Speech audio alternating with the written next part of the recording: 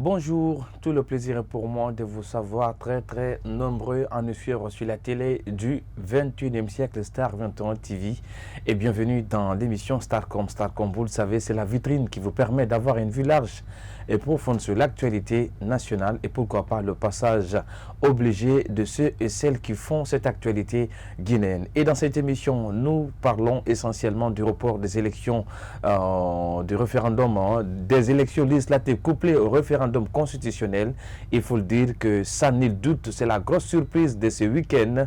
Les élections législatives couplées au référendum constitutionnel du 1er mars ont été finalement reportées à une date ultérieure. L'annonce a été faite dans un discours adressé à la nation du président de la République, lu à la télévision nationale ce vendredi 28 février 2020. Cet énième report intervient alors que les opposants regroupés au sein du Front National pour la défense de la Constitution, en abrégé FNDC, menaçaient d'empêcher la tenue de ce double scrutin. Ces opposants accusent le président Alpha Condé de vouloir changer la Constitution pour s'éterniser au pouvoir au-delà de 2020.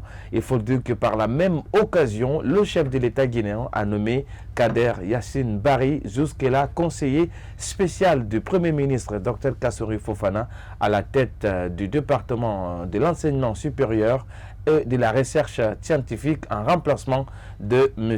Abdoulaye Yero Baldé, démissionnaire. Alors dans cette émission, nous on pose le débat à travers notre invité. Quel enseignement il faut tirer de ce report annoncé par le président de la République? Est-ce que cette date, désormais cet intervalle établi à ce report de 2 semaines, conviendrait-il aux acteurs politiques de Guinée en ce qui concerne notamment des exigences par rapport au fichier électoral? Quelles conditions il faut désormais s'attendre en ce qui concerne le retour des poids lourds de l'opposition guinéenne qui ont boudé le processus national autour de ces élections législatives? Pour en parler, nous recevons sur ce plateau M. Bahouri. Je rappelle qu'il est le président du parti Union pour la démocratie et le développement, en abrégé UDD. M. Ba, c'est un honneur pour moi de vous recevoir une fois de plus dans l'émission Starcom et bienvenue. Bonjour. C'est un plaisir partagé et merci à tous vos téléspectateurs qui se trouvent un peu partout à travers le monde. Alors, il faut dire quand même, c'est un soulagement pour vous, cette annonce de report des élections prévues initialement au 1er mars et finalement reportée à 2 semaines par le chef de l'État. Ce qui est quand même une information que personne ne pouvait s'attendre. Est-ce que ça vous surprend, cette décision, M. Ba? Bon, vous savez, avec le président Alpha Condé, il faut être prêt à entendre, disons, beaucoup de choses, et puis il peut changer d'avis au gré de certaines situations qu'il estime ne lui étant pas favorables. Mais c'est vrai que c'est une surprise, mais c'est une surprise qui est fondée sur une prise en compte des réalités géostratégiques et des situations internes de la Guinée qui ont motivé ce report pour 2 semaines, dit-il. Mais de toutes les façons, ça a contribué à détendre l'atmosphère, à permettre d'envisager, disons maintenant, une possibilité d'une sortie de crise solide et durable. Alors, pour celui qui connaît un peu les conditions qui ont prévalu à cette annonce de report du président par le président de la République des élections législatives couplées au référendum, il y a eu quand même un contexte un peu difficile. Il y a eu la démission d'abord du ministre Yero Baldé, le retrait des commissaires de l'opposition. Il y a également cette annonce notamment de retrait de l'EUF du processus électoral guinéen et également l'Union africaine et la CEDEAO qui ont finalement rappelé les observateurs qui devraient être sur le terrain. Selon vous, sur ces aspects-là, à quoi on peut s'en tenir pour justifier ce report? Bon, la raison principale de ce report est due à l'isolement total que la Guinée a été confrontée avec le couplage de ce référendum et de ces législatives. Et la décision la plus décisive est celle, disons, du refus du président Alpha Condé d'accueillir la délégation des 4 chefs d'État de la CEDEAO qui devraient être là le vendredi. La CEDEAO a estimé que la situation a mené à durcir les positions. Et après la CEDEAO, l'Union africaine a immédiatement suivi. Donc pour la Guinée, c'était se retrouver en dehors du contexte continental. C'est une rupture d'une tradition qui existe depuis l'indépendance. Et pour le président Alpha Condé, c'est pratiquement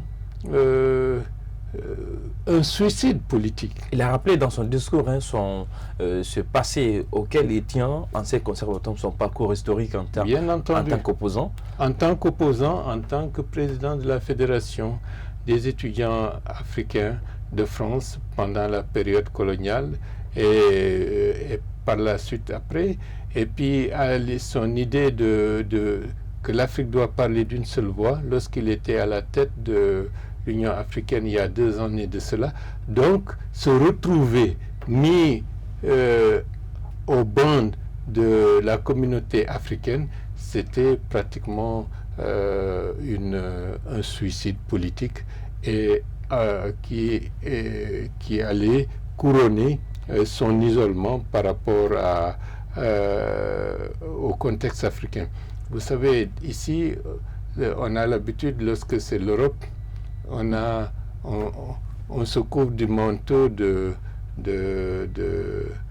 nationaliste de la solidarité africaine. Oui, mais là, pour une fois, de manière claire et déterminée, la CEDEAO et bien entendu par la suite l'Union africaine ont appuyé les autres décisions de l'OIF, du Parlement européen et qui vont dans le sens, disons, d'une rupture de confiance entre la communauté internationale de manière globale avec les autorités guinéennes, notamment avec le président Alpha Condé. Il y a quand même cette interrogation pour certaines personnes qui se posent la question, il faut le dire, au regard de toute cette pression continentale internationale, par quoi elles peuvent s'expliquer. Est-ce que c'est parce que le FNDC a utilisé les bonnes approches ou bien tout simplement c'est une sorte de soif de démocratie désormais que le continent africain aspire en ce qui concerne notamment le respect des exigences des constitutions en termes de limitation de mandat? Vous savez que le contexte guinéen est tel que une remise en cause de l'indispensable nécessité d'avoir l'alternance démocratique peut conduire à une crise majeure, voire à la déstabilisation de la Guinée. Et comme vous le savez, nous sommes dans une région qui est déjà fortement tourmentée avec la guerre au Sahel. Et avoir la Guinée dans une situation de déstabilisation, c'est avoir un autre foyer de tension qui allait engloutir l'ensemble des États limitrophes dans une série de déstabilisation. Et la CEDEAO, étant consciente de cela, ne peut pas se permettre de fermer les yeux sur une possible déstabilisation généralisée de les pays sur la bordure atlantique de l'Ouest africain. Ça, c'était la première position. La deuxième, la nécessité de conforter les stabilités constitutionnelles, ce sont des aspects qui ont été discutés, adoptés depuis très longtemps. Et pour celui-même qui sait, actuellement, la présidence de la commission de la CEDEAO est présidée par Issoufou, qui est statique sur la question, c'est concerne notamment le respect de la Constitution. Et c'est clair. Et de ce point de vue, il faut rappeler aux téléspectateurs que le président Issoufou et le président Alpha Condé, eux tous appartiennent à la même famille de l'internationale socialiste. Ils étaient ensemble à la fin. Ils ont eu des parcours identiques sur le plan politique. Monsieur Issoufou et tant d'autres étaient parmi ceux qui ont été chassés de l'aéroport de Conakry lorsque le général Lansana Conté était président et que le président Alpha Condé, à ce moment-là, seulement président du RPG, voulait organiser un colloque ici à Conakry. Donc, il y a une amitié et un accompagnage qui date de très longtemps. Et tous, depuis longtemps, ont indiqué que la stabilité constitutionnelle doit être un élément fédérateur de l'ensemble des pays de la CEDEAO et que la Guinée revienne sur cela. Or, on sait la position de la Guinée par rapport à la résolution de la crise gambienne avec Yahya Jammeh. Cela était inacceptable pour ces chefs d'État parce que laisser la Guinée aller dans cette direction, c'est ouvrir la boîte de Pandore. Le recul d'Alpha Condé n'a rien à voir d'une expression de la pression ou de la stratégie du FNDC qui porterait fruit, notamment vous les opposants. Ce qui veut dire c'est carrément pour une nécessité surraisonnable qu'Alpha Condé a renoncé à la date du 1er mars et non à une pression de ses opposants. Non, les deux vont de pair. S'il n'y avait pas d'opposition à ce changement constitutionnel et à ce fichier totalement corrompu, les autres allaient fermer les yeux en disant que les Guinéens sont heureux comme ça, on va les laisser tranquilles. Mais l'opposition contre un changement constitutionnel, avec ces sacrifices qui ont été consentis, ces morts et ces possibilités de déstabilisation généralisée de la Guinée, ont ouvert les yeux à la communauté internationale pour qu'elle prenne acte de la volonté du peuple guinéen d'aller dans le sens de la démocratie. Tout cela, l'un dans l'autre, contribue à faire de sorte que le président Alpha Condé soit obligé de renoncer dans un premier temps à organiser les élections et le référendum le 1er mars. Alors, il faut dire également que cette décision du président portant le report des élections législatives couplées au référendum initialement prévu, qui était prévu pour le 1er mars 2020, qui est reporté désormais à une date ultérieure. La réaction a été aussi vive dans les différents QG des partis politiques de l'arène politique guinéenne. Alors, on va aller du côté du RPG Arc-en-Ciel, le parti au pouvoir qui également a réagi face à cette décision du président de la République annonçant le report des élections législatives initialement prévues pour le 1er mars. Ensuite ça, on revient pour décryptage.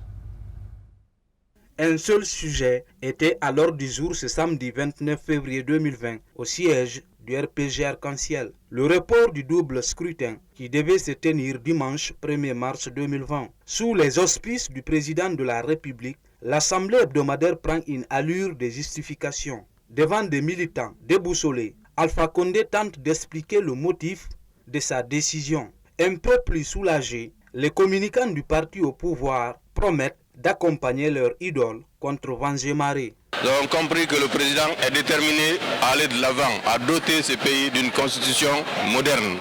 Et ce recul, nous l'acceptons, puisque c'est le président qui a pris la décision, et, n'est-ce pas, pour évacuer toutes les questions liées autour de ce scrutin, pour pouvoir organiser un scrutin dans les meilleures conditions de transparence et de crédibilité. Après le retrait et la plainte de l'OIF qu'il y a des fictifs ou des doublons dans le fichier, donc le président de la République, en accord avec le bureau politique national, a décidé de reporter ces élections. Le panafricanisme est l'une des raisons invoquées par le chef de l'État pour ce nouveau coup de théâtre préélectoral. Conscient du caractère incontournable des institutions africaines et internationales, Alpha Condé se dit être prêt à respecter l'esprit et la lettre des lois qui régissent ces organisations. Une démarche à laquelle dit adhérer cet autre communicant du RPG Arc-en-Ciel. Nous pouvons comprendre les soucis de son Excellence Monsieur le Président de la République et son panafricanisme qui n'a fait que confirmer. La gestion de l'État, c'est aussi ça parfois, être capable de prendre des décisions, même qui font mal à sa propre base. Mais si c'est ce qui peut permettre au processus d'être beaucoup plus crédible, d'être beaucoup plus apaisé, même si cette décision nous fait mal, nous ne pouvons qu'accepter. Dans le même discours du vendredi soir, le président Alpha Condé indique qu'une mission de la CEDEAO, appuyée par l'OIF, est attendue à Conakry dans les prochains jours. Elle aura pour tâche principale l'audit du fichier électoral. Seul bémol, Alpha Condé promet que seuls les partis initialement reconnus par la CENI prendront part au double scrutin législatif et référendaire. C'était la réaction du RPG Arc-en-Ciel, parti au pouvoir face à cette décision du président de la République portant un report des élections législatives initialement prévues pour la date du 1er mars, reportée désormais à une date ultérieure. Alors, M. Ba, il y a cette justification du président en ce qui concerne le fichier électoral qui est déjà l'un des points de discorde entre vous et la Commission électorale nationale. On parle de l'envoi d'une commission de la CEDEAO et de la francophonie pour notamment faire face à ces 4 doublons et des anomalies enregistrées lors des opérations, notamment de révision de la liste électorale. Mais concernant l'EIF, vu sa démarche, parce que je rappelle que l'EIF a participé à tout ce processus-là, mais après, l'institution a annoncé son retrait. Est-ce que vous, opposants, vous accordez du crédit au retour éventuel de l'EIF autour de ce fichier électoral guinéen? Bon, de toutes les façons, l'OIF a fait une déclaration qui est claire. Elle a noté qu'il y a près de 2 400 000 qui figurent dans le fichier de la manière la plus douteuse. Ça, c'est un aspect. Mais ce n'est pas seulement cela qui pose problème dans ce fichier. Il y a beaucoup de personnes qui n'ont pas été recensées. Il y a beaucoup de pays où figurent des Guinéens qui ne l'ont pas été. Donc la qualité de l'organisation de ce recensement n'a pas été du tout conforme à la nécessité de fournir à la Guinée un fichier électoral cohérent, complet et dénué de toute volonté de tricherie ou de manipulation. La CENI s'est totalement discréditée par ce biais-là. Et donc, le fichier tel qu'il existe aujourd'hui ne peut pas nous permettre d'avoir confiance à une organisation d'un processus électoral sur la base de ce fichier. Donc, il faut nécessairement reprendre les choses là où il faut pour nous permettre d'avoir quelque chose de crédible. Et je dirais qu'au-delà de ça, il ne s'agit pas de faire des retouches pour dire voilà, le problème est réglé. Il nous faut aller au fond des problèmes. Il y a la nécessité de doter le pays et des citoyens du Guinée de cartes d'électeurs et de cartes d'identité nationale.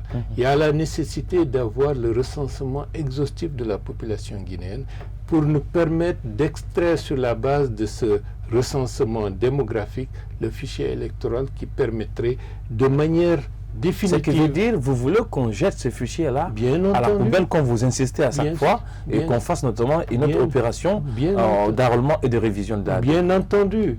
Et cela pour que nous sortions de ces crises perpétuelles qu'à chaque élection, question de fichier, question de ceci, question de cela. La Guinée doit finir avec ces processus pour s'engager désormais dans la voie du développement. Alors, si vous permettez, Monsieur le Président, on va marquer une courte pause avant de revenir désormais pour parler de l'autre aspect du discours du Président de la République, l'adresse, il faut le dire, ainsi du Président de la République, qui a brillé par un manque d'apaisement dans sa déclaration. On marque une courte pause et on revient juste après.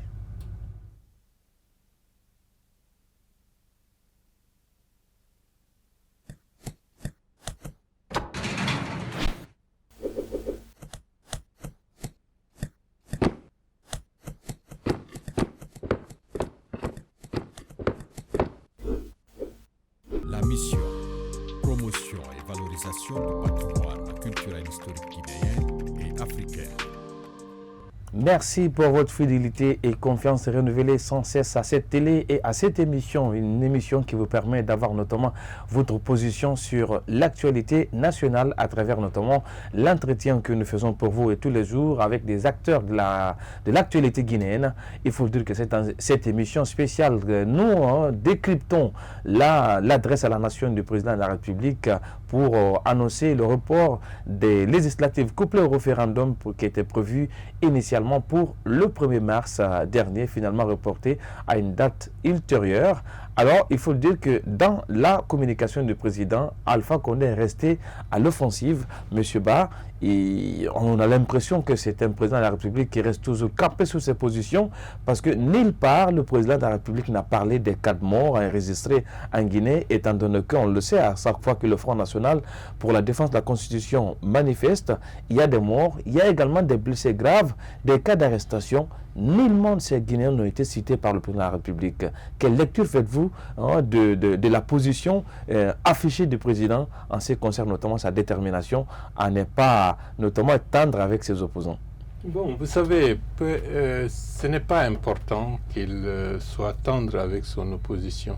Ce qui est le plus important, que toutes les décisions nécessaires et qu'il devrait prendre doivent aller dans le sens de l'intérêt du pays tout entier, de l'intérêt du pays tout entier pour assurer la cohésion nationale et la stabilité de la Guinée. Si on va dans ce sens, le reste des problèmes restent des mineurs. Aujourd'hui, que dites-vous de ces cas de morts oubliés et des cas d'arrestation qui n'ont pas été cités par le président, surtout des morts, parce que des arrestations, on peut comprendre que c'est des velléités d'arrestation de ses opposants, mais quand des Guinéens meurent quand même, en tant qu'un chef d'État, normalement, on devrait quand même s'incliner face à la mémoire de ces Guinéens. Justement, hier, on enterrait une de mes cousines qui était enceinte et qui, du côté de Hamdallaye, avec les mouvements et les brutalités qui ont été enregistrées il y a 48 heures dans cette zone, elle a pris peur, elle est tombée et elle ne s'est plus relevée. Wow. Donc il y a beaucoup de cas comme ça, Amine, il y a beaucoup de cas comme ça, de personnes qui meurent, surtout au niveau des femmes, sans pour autant que ça soit enregistré comme étant des personnes anonymes. Voilà, oui. Et donc, il y a beaucoup de morts, il y a beaucoup de deuil dans les familles guinéennes aujourd'hui. Et le président de la République avait dit dans son allocation du 4 septembre qu'il ne marcherait pas sur des cadavres pour faire prévaloir sa volonté politique. Mais là, il y a suffisamment de morts pour l'amener à prendre conscience qu'il faut nécessairement changer de démarche, changer d'attitude et de reprendre la voie qui permettrait d'assurer la sécurité de tous les Guinéens et à travers des politiques favorisant une sortie de crise solide et durable. Alors, parlons de ce report des élections. Il faut dire que, certes, votre position sur le fichier électoral est connue. La question, c'est un peu cette institution en charge des élections en Guinée, la CENI. Parce qu'il faut dire qu'on a l'impression que la télécommande de fonctionnement de l'institution se retrouve du côté de Sékou Touré. Je rappelle quand même que nous sommes à plus de 3 reports de ces élections. Quelle lecture faites-vous de cette indépendance de la CENI? Est-ce que, voilà, c'est... La CENI a montré qu'elle n'est pas indépendante et a montré qu'elle n'est pas compétente pour gérer un processus électoral conforme à l'intérêt du pays tout entier. Et donc, il y a nécessité, dans le cadre d'une négociation ou d'un dialogue constructif et responsable entre tous les acteurs nationaux, y compris les partenaires régionaux et internationaux, avec le gouvernement guinéen, d'envisager une sortie de crise. Et dans cette dynamique de sortie de crise, la question de la CENI, la question du fichier électoral, la durée du temps. Parlant de la CENI, qu'est-ce qu'il faut-il faire? Parce que déjà, vous doutez de sa crédibilité. Est-ce qu'il faut aussi parler d'une nouvelle institution, ou une instance provisoire? Parce que déjà, vous doutez de la crédibilité de la CENI et de son indépendance. Qu'est-ce qu'il faut-il faire alors dans la situation actuelle de la Guinée? Dans le cadre de négociations affinées, concertées avec les partenaires régionaux et internationaux et avec les autorités guinéennes, nous parviendrons à trouver les solutions permettant d'avoir un fichier correct, conforme à l'intérêt du pays et d'aller au-delà de ce fichier. Parce que, comme je l'ai dit tout à l'heure, la Guinée a besoin, les citoyens ont besoin de cartes d'identité, nous avons besoin de recensement de la population pour nous permettre d'envisager dans le temps à venir quelles sont les politiques de développement en direction des pauvres, sur le plan de la santé, sur le plan de l'école. En fait, s'engager désormais dans les politiques de développement au lieu de passer tout le temps à s'entre-déchirer par rapport à des questions de pouvoir ou d'élection. Et ça, une occasion est probable et il faudrait qu'on en tire toutes les possibilités pour que ce que nous devons faire dans la phase actuelle puisse aller dans ce sens. Alors, il y a cet aspect du discours du président, certes qu'on a sorti un peu les aspects qui sont un peu contraignants par rapport mais derrière, il y a un apaisement. Derrière le président, on a l'impression, le fait de céder à la pression, c'est quand même une volonté d'aller à la paix.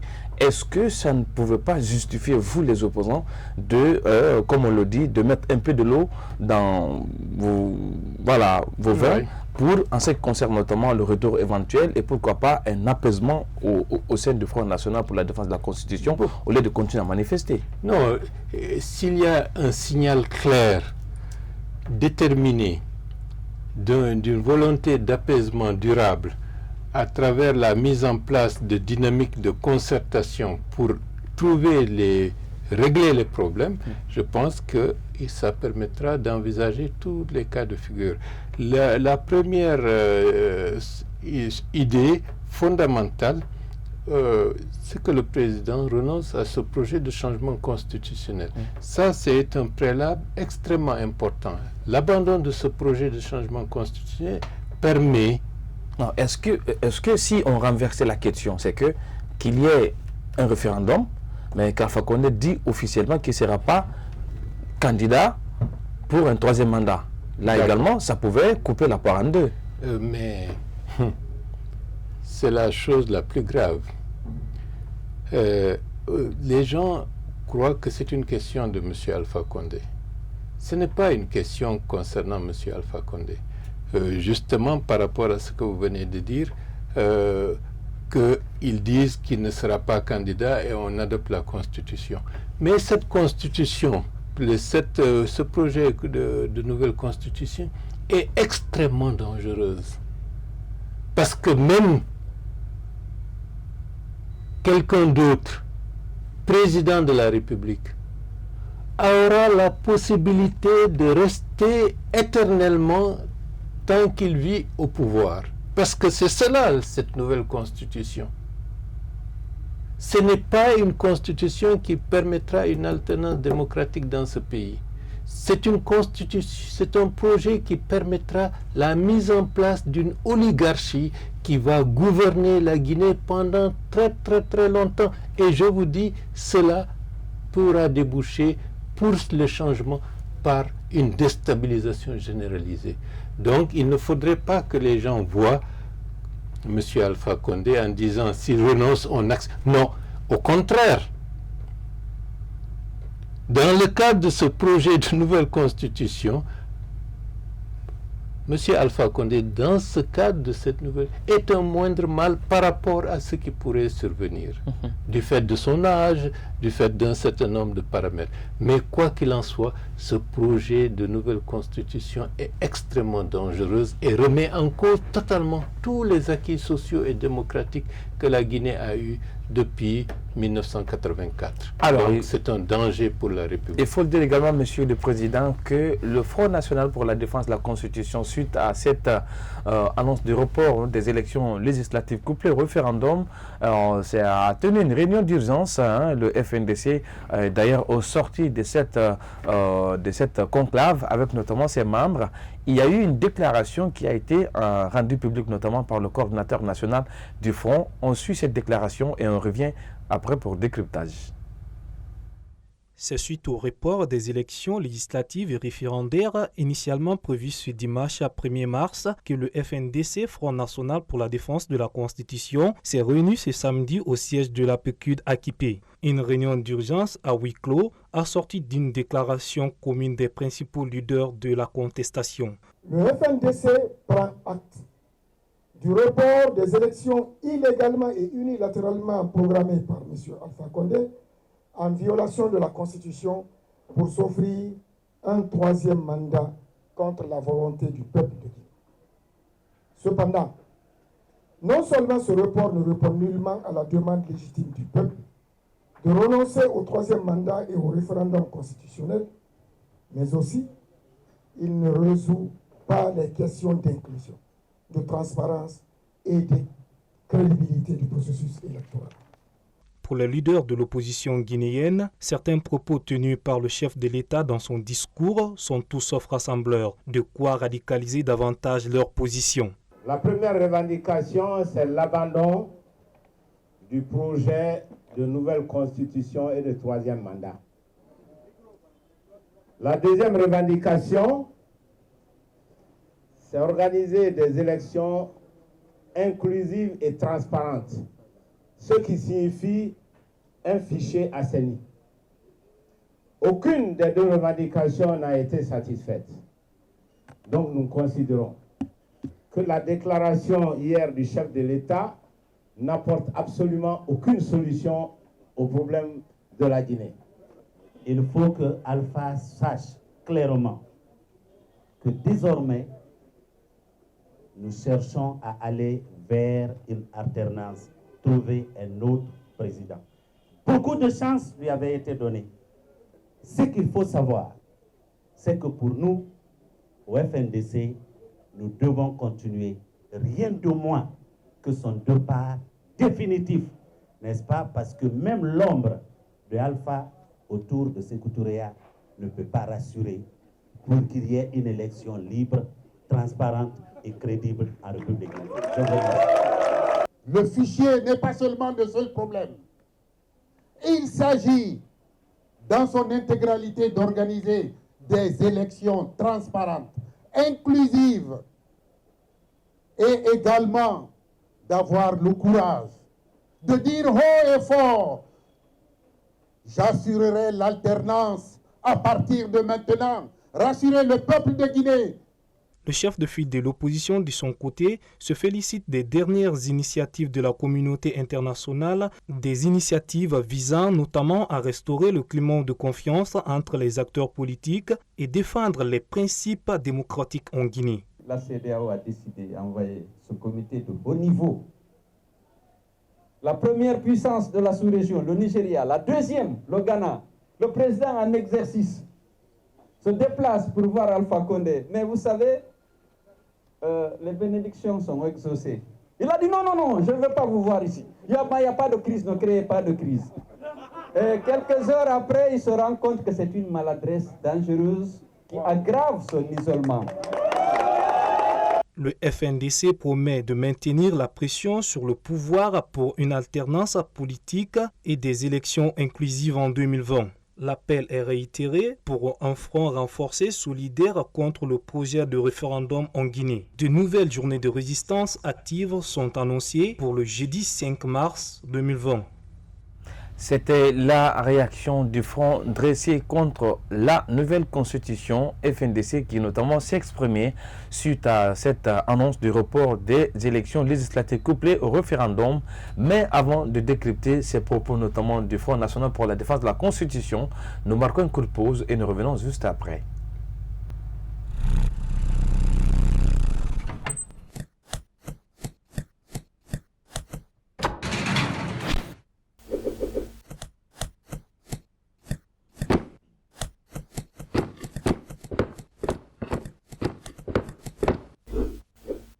La mission, promotion et valorisation du patrimoine culturel historique guinéen et africain. De retour dans cette émission Starcom consacrée essentiellement au décryptage de l'annonce du report des élections législatives couplées au référendum constitutionnel initialement annoncé pour le 1er mars qui est reporté désormais à une date ultérieure. Et pour en parler, nous avons comme invité M. Bahouri. Il est le président de l'Union pour la démocratie et le développement. Alors, M. Ba, on a suivi cette déclaration, mais ce qu'on n'a pas pu comprendre, parce qu'il faut dire que le samedi, tout le monde le pays était sur le qui-vive, mais après l'annonce du report, on espérait un certain nombre d'apaisements des discours, du contenu de la hargne en ce qui concerne les opposants et le FNDC, mais malheureusement, vous êtes également figé sur votre position. Est-ce que ça n'encourage pas le professeur Alpha Condé d'être également un président qui évolue à Djebandé? Non, vous savez, le report... Pourquoi vous n'appuyez pas la situation? Vous êtes trop exigeant. C'est quand même pour certains, c'est une victoire pour vous en quelque sorte. Non, c'est un report qui ne remet pas en cause les fondamentaux de la crise. Les deux points essentiels de la crise s'articulent autour de la nouvelle constitution. La nouvelle constitution, c'est un coup d'État. Et cautionner un coup d'État, c'est prendre le risque d'en faire une tradition dans notre pays qui ferait qu'il n'y aura plus de stabilité même après. Donc, il y a des aspects intangibles dans la Constitution de 2010. Même la Cour constitutionnelle n'a pas donné un avis de conformité à la Constitution en ce qui concerne le contenu du projet constitutionnel. Ils ont simplement donné un avis sur l'idée de consulter le peuple. Donc, ça n'a rien à voir avec le contenu du projet constitutionnel qui, dans les faits, remet en cause fondamentalement... On a assisté quand même à une vague de protestation sur l'axe des militants de l'opposant et du FNDC, juste après, à la veille de l'annonce du report. Ça, quand même, personne n'a pu comprendre ça. Parce que votre discours à la veille était un discours un peu caustique qui fait que vos partisans ont estimé qu'il faut, voilà... Non, c'est normal. Vous savez, ce qui guette la Guinée est encore plus dangereux avec cette nouvelle constitution que la situation présente. Et donc, il faudrait que la Guinée évite par tous les moyens cela. Alors, deuxièmement, oui. Le fichier électoral est un autre problème qui nécessite également, si on veut avoir la paix et la stabilité en Guinée, il faut résoudre les problèmes. On ne peut pas fuir les problèmes et vouloir... Il faut dire quand même que malgré l'insistance des poids lourds de l'opposition et pourquoi pas de la communauté internationale, la volonté affichée par le chef de l'État, le professeur Alpha Condé, est désormais d'exclure les grands ténors de l'opposition républicaine dans ces législatives, même avec une nouvelle révision du fichier électoral. Alors, c'est la grosse surprise. On estimait que ce report pouvait être une sorte de porte d'ouverture pour notamment votre retour au centre du processus, mais on a l'impression que vous êtes ignoré par le chef de l'État. Vous savez... Qu'est-ce que ça vous inspire, ça? Vous savez, ce qui est essentiel, ce report permet d'envisager une autre démarche susceptible de permettre une sortie de crise solide et durable pour la Guinée. Est-ce que c'était une communication politique, mais en réalité, ce n'était pas ça? Vous savez, lorsqu'on fait un pas en arrière et on veut conforter sa propre base, qu'en réalité, ce n'est pas une reculade, il va de soi, il y a des arguments qui sont utilisés qui ne correspondent pas à la réalité du processus. Ce qui est fondamental, une brèche est ouverte par ce report, et il appartient aux forces engagées pour le maintien de la démocratie guinéenne, de sa stabilité, d'élargir... Vous compliquez la tâche, Monsieur le Président, parce que déjà, vous dites que vous ne voulez pas ce couplage, vous ne voulez pas non également un référendum, vous ne voulez pas un troisième mandat. Il y a trop de choses à réclamer. Et quelles conditions d'un retour des partis de l'opposition dans ce processus-là? Parce que vous renoncez, vous n'êtes pas d'accord sur le fichier électoral, vous n'êtes pas d'accord sur le couplage, vous n'êtes pas d'accord sur la nouvelle constitution, vous ne voulez pas un troisième mandat. Il y a trop de points de réalité, troisième mandat, nouvelle constitution. Couplage des élections. Couplage des élections, c'est la même chose. Fondamentalement, ce projet constitutionnel est contraire à nos lois. Et si on veut aller dans le sens de la démocratie, aller dans le sens de la reconnaissance des hommes et des femmes qui sont tombés pour qu'on puisse avoir la démocratie dans ce pays, il ne faut pas piétiner les morts. Alors, à quoi on peut s'attendre notamment comme éventualité de retour d'opposition? Il y a quoi et quoi qui d'abord... La communauté régionale et internationale, dès qu'elle sera à Conakry, parlera avec les différentes forces en présence. Et ce sera une occasion d'envisager un autre cours politique. Parce qu'il ne faut pas croire que la communauté régionale vient simplement pour vérifier la qualité d'un fichier ou la qualité d'un logiciel. La CEDEAO, elle est pour la stabilité constitutionnelle.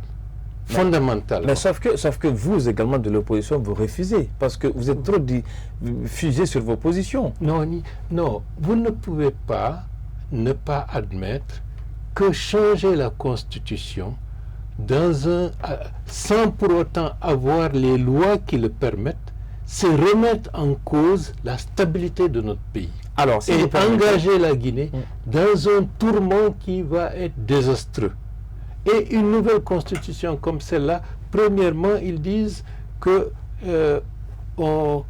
il n'y a plus d'imprescriptibilité des crimes économiques. C'est-à-dire que toute la mauvaise gouvernance, il faut considérer comme étant blanchie. Donc c'est l'impunité sur le plan de la mauvaise gouvernance.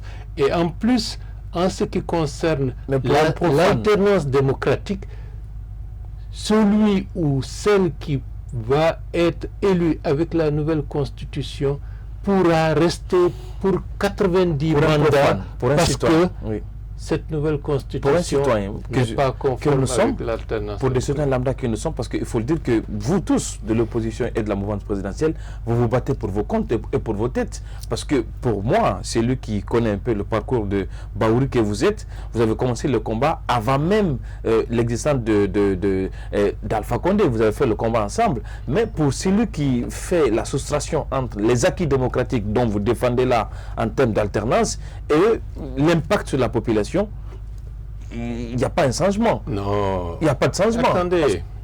Parce que toutes les élections qu'on a obtenues en Guinée, il a fallu des manifestations. Prenez l'exemple notamment des cas de vos députés, quand vous étiez notamment dans l'UFDG, ça n'a rien servi en général. Vous connaissez ma position par rapport à cette question des élections législatives de 2013. Le combat démocratique en général, ça ne sert que des politiques en Guinée. Non. Si toutes les personnes qui se sont engagés dans ces luttes étaient fidèles aux idéaux et aux combats qui ont été menés, alors les Guinéens auraient dit aujourd'hui Alhamdulillah. Sauf que vous changez de veste comme des caméléons à chaque fois. Il y a des à vos intérêts. Il y a des politiciens qui changent de veste, ça je vous le concède, mais ce n'est pas tout le monde qui change de veste. Il y a des gens qui sont conformes aux idéaux qui les animent depuis très longtemps. Et ils payent un prix lourd pour rester fidèles. Alors, si vous permettez, on va aller au QG, notamment de l'UFR, en ce qui concerne cette réaction sur l'annonce du report de ces élections législatives couplées au référendum. Quand même une décision du chef de l'État largement commentée, comme je le disais tantôt, dans le QG des partis politiques en Guinée. À l'Assemblée générale hebdomadaire de l'Union des forces républicaines UFR, ce samedi, le discours du chef de l'État portant report des législatives et le référendum du 1er mars domine les discussions. Pour le parti de Sidya Touré, le FNDC vient de marquer un nouveau pas dans son combat contre le projet de nouvelle constitution. Aujourd'hui, nous devons dire Dieu merci. Les prières de nos sages, de nos vieux, et le combat de nos jeunes et de nos femmes ont conduit Alpha à reculer. Nous devons continuer. Nous ne devons pas baisser les bras. Nous ne devons pas baisser les bras. Le combat continue jusqu'à la victoire. 3 fois reportées, les législatives couplées au référendum sont dans le principal viseur de l'opposition. Avec le FNDC, l'UFR compte maintenir la pression contre Alpha Condé et son régime déterminé à doter la Guinée d'une nouvelle constitution. Alpha Condé, il a fixé la date pour la première fois, c'était le 28 décembre, nous avons dit qu'il n'y aura pas d'élection. Il a ramené au 16 février, nous avons dit qu'il n'y a pas d'élection. Il a ramené au 1er mars, nous avons dit qu'il n'y aura pas d'élection dans ce pays-là. Et aujourd'hui, ils reportent. Voilà. On a l'impression qu'aujourd'hui, qu'il n'y a pas de CENI dans ce pays-là. Il n'y a pas d'institution indépendante. C'est Alpha Condé qui fixe la date des élections. Et vous avez vu, ça a sorti hier. Il demande qu'il va faire un léger report. Nous estimons. Tout ça là montre combien de fois nous sommes dans une mascarade électorale qui est en train de se préparer. Je ne vois pas encore le président de la République peut sortir, fixer la date des élections. Nous avons dit, tant qu'il n'y a pas de fichier propre dans ce pays-là, tant qu'il n'y a pas de fichier crédible, il n'y aura pas d'élection. Et en cette année 2020, ce que nous demandons, c'est une seule élection, une élection présidentielle sans Alpha Condé avec un fichier propre. Nous sommes déterminés pour cela et c'est ce qui va y avoir lieu. Considéré par de nombreux citoyens comme un recul stratégique, cet énième report des élections en Guinée semble ne pas apaiser l'UFR. Ici, invite est surtout faite ce samedi aux militants du parti au pouvoir de se joindre au combat contre le projet de nouvelle constitution. Et je leur demande de s'éloigner au Satan. Parce que c'est les militants de dernière heure, les militants de la 25e heure qui ont conduit cette situation-là. Parce qu'ils tirent le maximum de profit à ça. Je vous demande de vous démarquer parce que c'est parti. Alpha va partir. Ce système-là est fini. Cette assemblée hebdomadaire de l'UFR est suivie d'une réunion d'urgence du FNDC ce samedi. L'occasion pour les opposants de tirer les leçons sur cette nouvelle marche arrière du pouvoir qui aurait fixé en coulisses le report du double scrutin à 2 semaines. C'était la réaction de l'Union des forces républicaines de l'ancien Premier ministre Sidya Touré sur l'annonce du report des élections législatives couplées au référendum constitutionnel annoncé par le président de la République. Alors, on a l'impression désormais que quand on vous demande, vous les acteurs politiques, avec la situation actuelle, est-ce que il y a deux possibilités qui se dégagent? C'est que mettre out la question des élections législatives pour préparer suffisamment la présidentielle, ou bien commencer par les élections législatives pour aboutir. Et quand on commence avec les élections législatives, ça ouvre la possibilité d'un glissement du calendrier du chef de l'État en ce qui concerne la limitation du mandat. Vous, de votre égard, quelle est la formule qu'il faut aujourd'hui espérer pour la Guinée? Premièrement, une simple décision du président de la République déclarant que ce projet de nouvelle constitution est totalement abandonné, ça élimine un grand problème qui est en train de fatiguer tout le monde. Deuxièmement, par rapport à la question des élections, il nous faut un nouveau fichier bâti sur des bases beaucoup plus solides, crédibles. Pour cela, il faudra un peu plus de temps pour avoir ce nouveau fichier. Ce qui veut dire les 2 semaines annoncées par le chef de l'État, c'est du farce. Ce n'est pas possible. Il nous faut du temps pour avoir un nouveau fichier.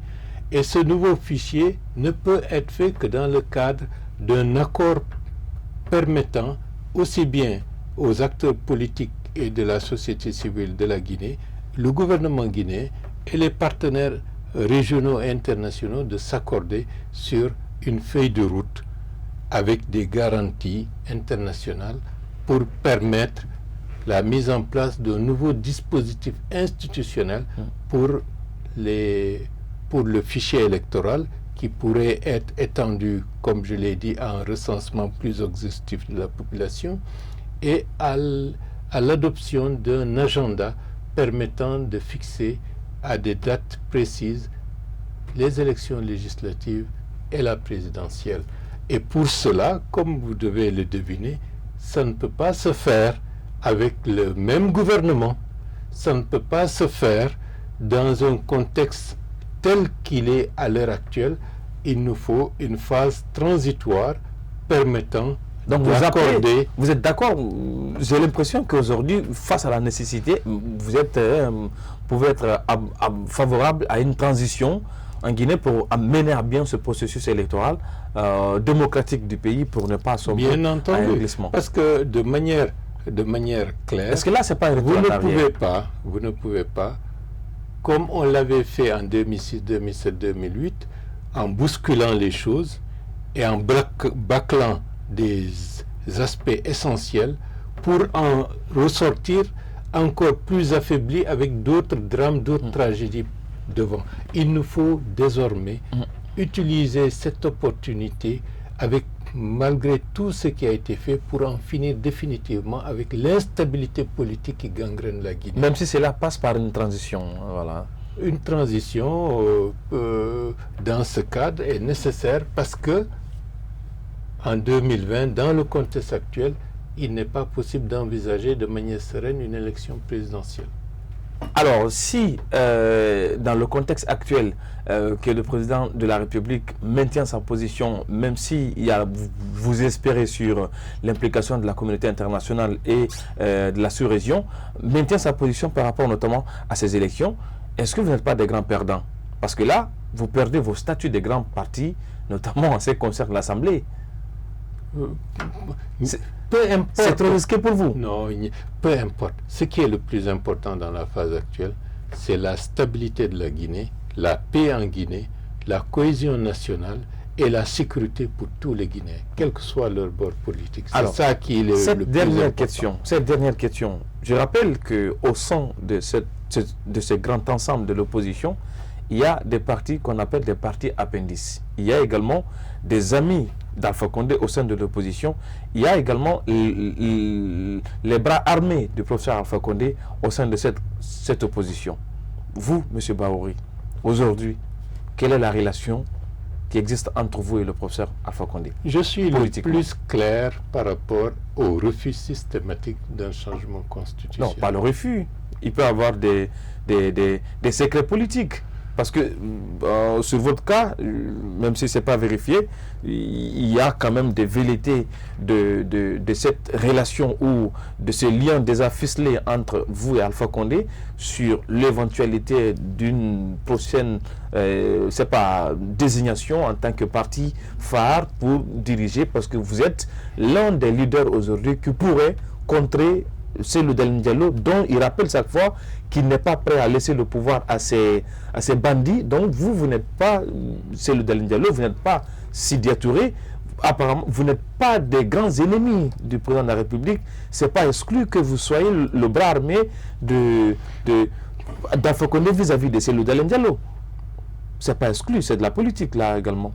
Ce qui est le plus important, ce n'est pas Bahouri, ce n'est pas tel autre. Est-ce que la Guinée va s'en sortir plus forte, soudée, pour affronter cette étape historique extrêmement importante? Si on y parvient, dans la sécurité, dans la paix, dans la cohésion de l'ensemble des composants du pays, peu importe celui qui sera le prochain président de la République.